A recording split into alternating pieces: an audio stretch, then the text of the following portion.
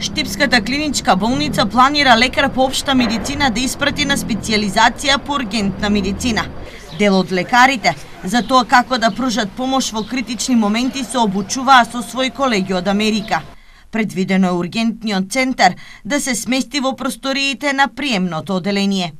Заедно со нашите колеги од USMAC проектот Енди Сандерс, кој што освен континуирано што доаѓа тука со едукација и со на американски доктори, дојде со идеја претходните неколку години обучува доктори од ургентна медицина.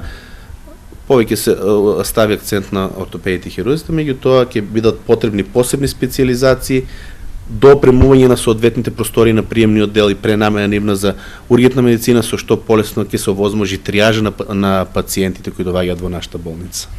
Во текот на оваа година покрај ургентна медицина се предвидени уште неколку специализации, со што Штипската болница, која е и најголем здравствен центар во регионот, за 4 до 5 години ќе добие специјалисти кои сега се дефицитарни. Планираме и други специализации, посебно акцент на анестезиолошките и рентгенолошките, значи специализации и специализации за отварање како идеја ургентниот оддел кој што веќе се обидуваме да го протуркаме во програмата.